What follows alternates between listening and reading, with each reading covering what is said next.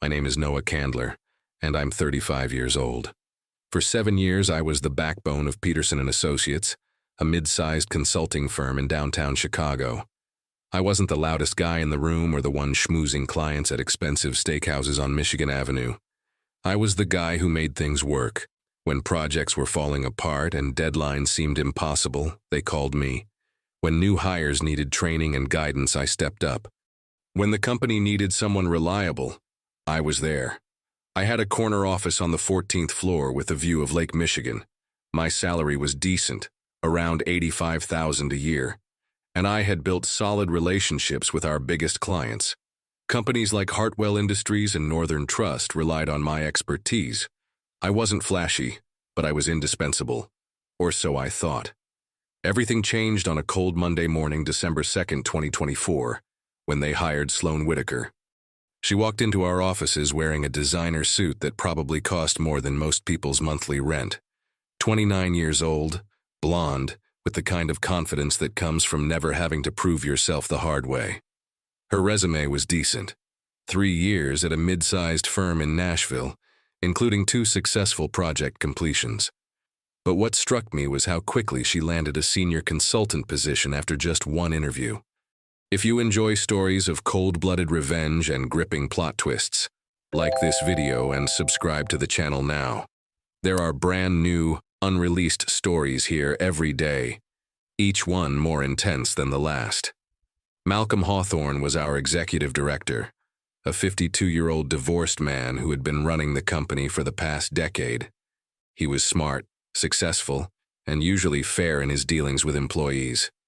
But I noticed something different about him after Sloan arrived. He started staying late more often, taking longer lunch breaks, and seemed unusually interested in mentoring our newest hire. Within her first week, Sloan was assigned to assist on the Hartwell project, one of our most prestigious accounts that I had been managing for 3 years. Fresh perspective, Malcolm explained during our Monday morning meeting. Sometimes new eyes can spot opportunities we've missed. I didn't argue. I believed in teamwork and thought maybe she could contribute something valuable. But as the weeks passed, I watched Sloan struggle with basic concepts that any senior consultant should know. She fumbled client presentations, missed important deadlines, and seemed to spend more time in Malcolm's office than at her own desk. The other team members started coming to me with their concerns. Jennifer from accounting pulled me aside one afternoon in early January. "Noah, what's going on with Sloan? She doesn't seem to know what she's doing, but Malcolm keeps praising her work." I tried to give her the benefit of the doubt. Maybe she was just adjusting to our company culture. Maybe she needed more time to find her footing. I even offered to help train her on our project management systems, but she brushed me off with a smile. "Thanks, Noah, but Malcolm is already showing me everything I need to know." The turning point came exactly 8 weeks after Sloan's arrival. It was a Thursday afternoon, January 30th, 2025, and I was reviewing quarterly reports when Malcolm called me into his office. The moment I walked in, I knew something was wrong. He couldn't look me in the eye, and he kept fidgeting with his Mont Blanc pen, a nervous habit I'd noticed over the years. "Noah, I need to talk to you about some changes we're making," he began, his voice unusually formal. "The company is heading in a new direction, and we need fresh leadership to drive our strategic initiatives." I sat there quietly, waiting for him to get to the point. In my 7 years at Peterson & Associates, I'd never received anything less than excellent performance reviews. My clients loved me. My projects were always on time and under budget, and I'd trained half the current staff. "We've decided to promote Sloan to Senior Project Director, effective immediately," Malcolm continued. "She'll be taking over the Hartwell account and several other key clients. As for you," he paused and I could see him struggling with the words, "we're going to have to let you go. This is part of our strategic restructuring." The words hit me like a freight train, but I kept my expression neutral. 7 years of loyalty, dedication, and results, gone in a 10-minute conversation. No warning, no performance improvement plan, no chance to defend myself. Just a clean termination with 2 weeks severance pay. "I see," I said calmly. "When is my last day?" "Today, actually. HR will handle the paperwork and escort you out. I'm sorry, Noah. This wasn't an easy decision. But as I looked at him, I realized it probably was easy for him. Maybe even convenient. I cleaned out my desk while Jennifer from accounting watched with tears in her eyes. Several colleagues stopped by to express their shock and disbelief. Tom Bradley, who'd worked with me on the Northern Trust project, shook his head in disgust. This is bullshit, Noah. Everyone knows you're the best project manager we have. That evening, I sat in my apartment in Lincoln Park, staring out at the city lights and trying to make sense of what had happened. 8 weeks. Sloan had been at the company for 8 weeks, and she was already being promoted to a senior position while I was shown the door. Something didn't add up. The next morning, I received a text from my former colleague David Martinez. He'd left Peterson and Associates 6 months earlier for a better opportunity at a competing firm. Hey man, heard what happened. Want to grab coffee? I might have some information you'd find interesting. We met at a Starbucks on North Clark Street. David looked around nervously before pulling out his phone. I wasn't sure if I should show you this, but after what they did to you, I think you deserve to know. He slid his phone across the table. On the screen was a screenshot from a colleague's Facebook post from 3 weeks earlier. The image showed a group photo from a Chicago business leaders networking event at the Palmer House Hotel. In the background, clearly visible, were Malcolm and Sloan sitting together at a cocktail table, leaning in close and appearing very comfortable with each other, far more intimate than any professional relationship would warrant. There's more, David said, swiping to the next screenshot. This one showed expense reports that David had accessed during his final weeks at Peterson. He'd been helping with year-end financial reconciliation. Look at the dates on these hotel bookings. My blood ran cold as the pieces started falling into place. The late nights, the closed-door meetings, the sudden promotion. It all made sense now.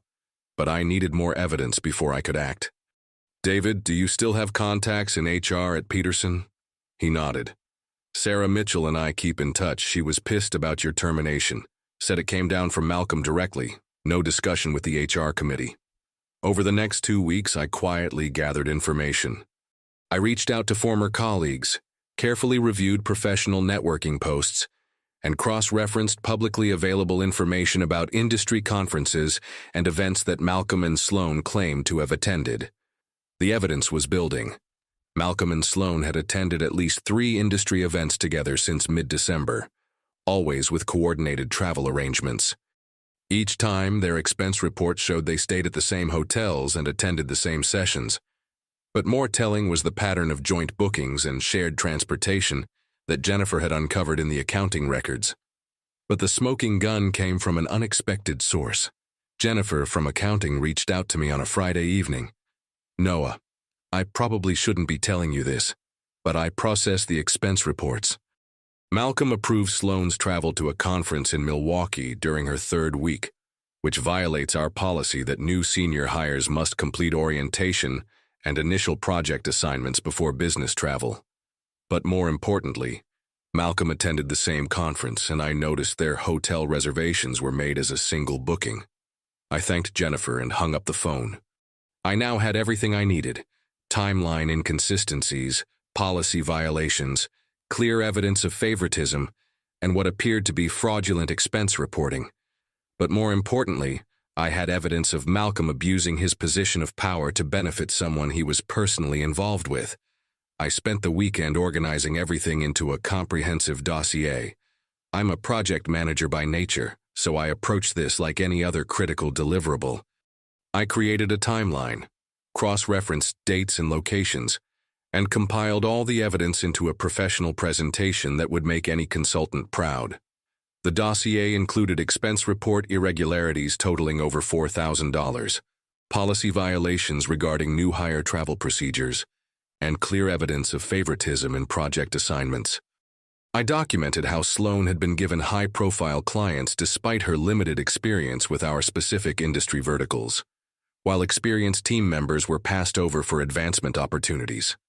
But I knew I couldn't just send this to Malcolm or even to Peterson and Associates' internal HR department. Malcolm was the executive director. He essentially controlled the narrative within the company. I needed to go higher up the food chain. Peterson and Associates was owned by Meridian Holdings, a larger investment group based in downtown Chicago that owned several consulting firms across the Midwest. I did my research and found that Meridian had very strict policies about ethical conduct and conflict of interest situations. Their website prominently featured their corporate governance standards and whistleblower protection policies.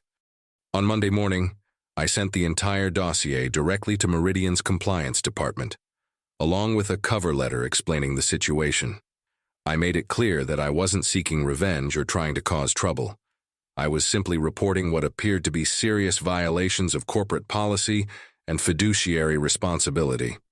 I also sent copies to the Illinois Department of Labor and filed a complaint with the Equal Employment Opportunity Commission, citing potential discrimination and retaliation. I wanted to make sure there was an official paper trail that couldn't be swept under the rug.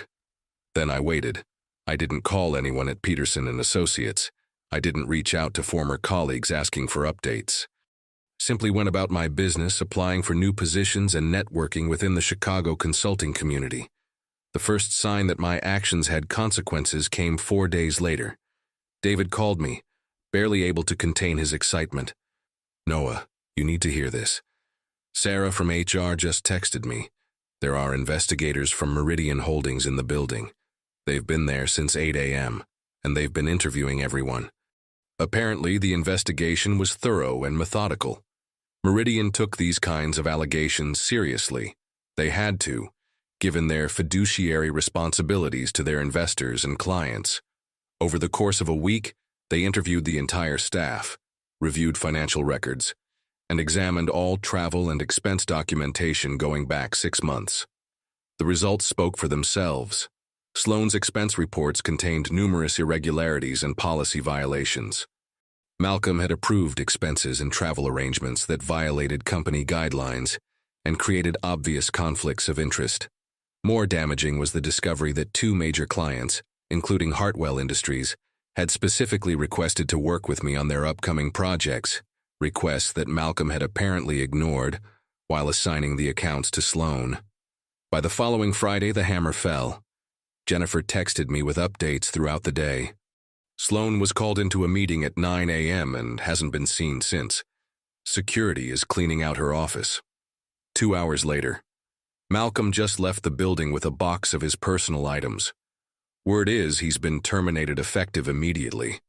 The irony wasn't lost on me. While I'd been escorted out with no warning and minimal severance, both Malcolm and Sloan were facing the consequences of their own actions. The difference was that I'd been terminated for no legitimate reason, while they were dealing with the results of documented policy violations and ethical breaches. But the story didn't end there. The following week, I received a call from Richard Hartwell himself, the CEO of Hartwell Industries, and Peterson & Associates' largest client. "Noah, I heard about what happened at Peterson. I also heard about some irregularities in how our account was being managed. I want you to know that we specifically requested you for our Q2 expansion project, but we were told you were no longer available." That conversation led to others. It turned out that several clients had similar stories. They'd been working with me for years, trusted my expertise, and were disappointed to learn I was no longer with the firm. More importantly, they were concerned about the quality of service they'd been receiving since my departure. Northern Trust's procurement director was particularly blunt. "Noah, Sloan Whitaker couldn't answer basic questions about our account structure. We've been considering taking our business elsewhere, but if you're available as an independent consultant or with another firm, we'd love to continue working with you." This gave me an idea. Instead of just looking for another job, maybe it was time to explore other opportunities. I'd always been good at managing client relationships and delivering results. Maybe it was time to bet on myself. 3 weeks after Malcolm and Sloan's departure from Peterson & Associates, I received a call that would change everything. James Morrison, the managing partner at Crawford Strategic Group, one of Peterson's biggest competitors here in Chicago, wanted to meet for lunch. We met at the Capitol Grill on North Rush Street in early March 2025. James was direct and to the point. "Noah, I've been watching your career for a while. Several of our mutual clients have mentioned your work, and frankly, We've been looking for someone with your experience in client relationships to lead our new expansion team.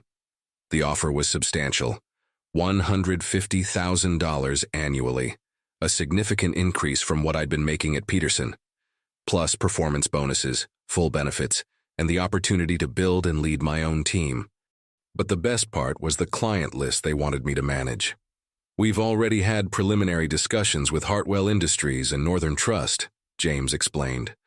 Both companies expressed interest in moving their accounts to Crawford if you were part of our team. They trust you, Noah. That kind of client loyalty is exactly what we value. I accepted the offer that afternoon. Within 6 weeks, I was settling into a corner office on the 22nd floor of the Willis Tower, with a much better view of Lake Michigan than I'd ever had before. The transition took time, but was ultimately successful. By late April 2025, Hartwell Industries officially moved their account to Crawford, bringing nearly $1.8 million in annual billings with them. Northern Trust followed in May, along with 2 smaller clients who'd specifically requested to continue working with me. In my first full quarter at Crawford, I brought in over $2.5 million in new business. Meanwhile, Peterson and Associates was struggling. Without Malcolm's leadership and with several major clients departing, they were forced to lay off nearly 25% of their staff by June 2025.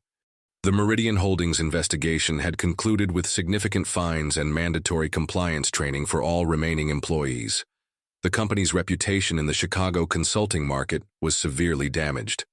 I learned through the grapevine that Sloan had left Chicago entirely by April. Her LinkedIn profile showed she'd moved back to Nashville and taken a junior associate position at a small firm, essentially starting over.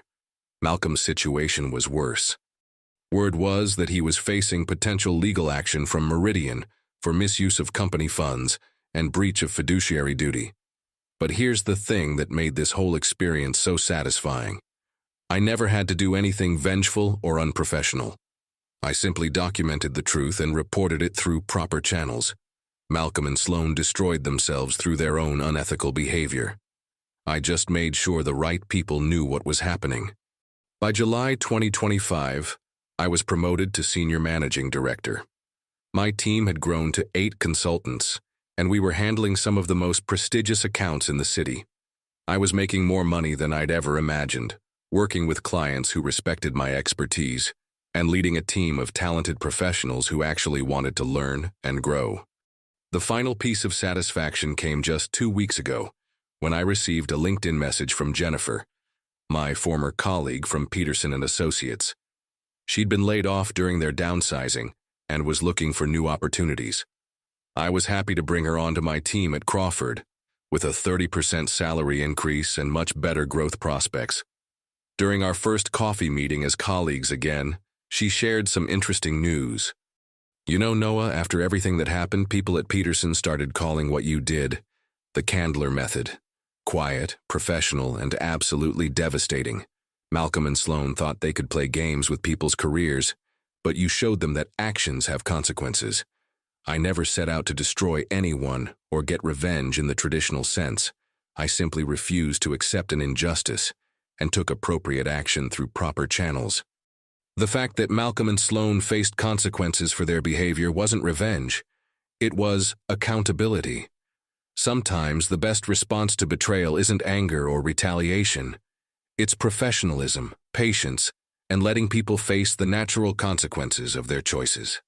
Malcolm thought he could abuse his position of power to benefit someone he was personally involved with. Sloan thought she could advance her career through shortcuts instead of merit. They were both wrong. Today, I'm more successful than I've ever been, working with clients who value integrity and competence over office politics. My team respects me because I earned that respect through consistency and fairness. And every morning when I look out at Lake Michigan from my office in the Willis Tower, I'm reminded that sometimes the best revenge is simply being better than the people who tried to tear you down. If you enjoyed this story, please like this video and leave a comment telling me what you thought. And if you're not already subscribed to the channel, please subscribe and hit the notification bell to get alerts for new stories like this one. Thanks for watching, and I'll see you in the next one.